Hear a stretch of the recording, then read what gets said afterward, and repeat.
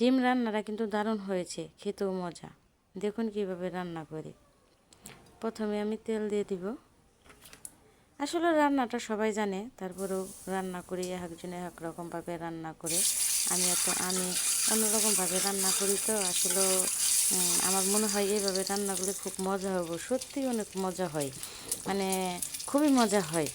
কারণ একভাবে রান্না প্রতিদিনই করলে ওইভাবে ভালো লাগে না। আমি একটু অন্যরকমভাবেই রান্না করি। প্রথমে কিন্তু হালকা একটু হলুদ দিয়ে দিয়েছি তেলের মধ্যে, কারণ তেলের মধ্যে হলুদ না দিলে ছিটকে ওঠে আর তেল যাওয়ার সম্ভাবনা থাকে। আর দেখুন আমার গাছে তেজপাতার ডালটা কই রেখে দিয়েছি সবসময়, ওইখানে একটু করে ডাল ভাঙ্গায় না ওইখানে রেখে দিই, কারণ রান্না করার সময় মনে থাকে না তেজপাতা দিতে। আসলে কথায় আছে না, যারা থাকে সে খাইতে চায় না। তে আমার যে গাছে তেজপাতা আছে সবসময় মনে থাকে না। আর যদি না থাকতো তাহলে ঠিকই কিনা না, মানে চাহিদাটা অন্যরকম থাকতো দেওয়ার জন্য, কিন্তু এখন ওই চাহিদাটা নাই।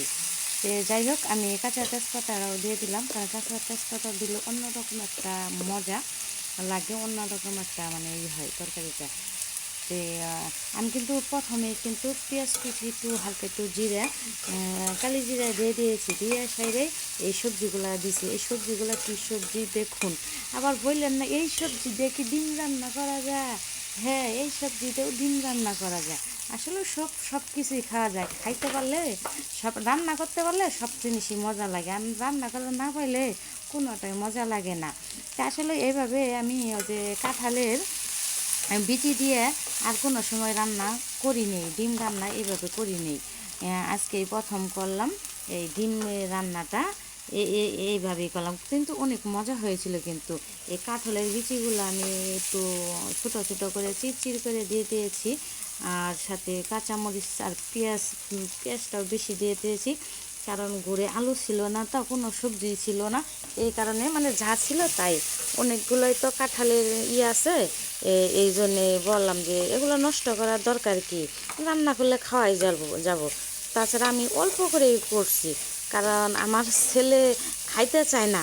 আমার ছেলে তুমি এইভাবে রান্না করেছ, তুমি এই ডিমের মধ্যে এগুলা দিছ, আসলে ওর পছন্দ না।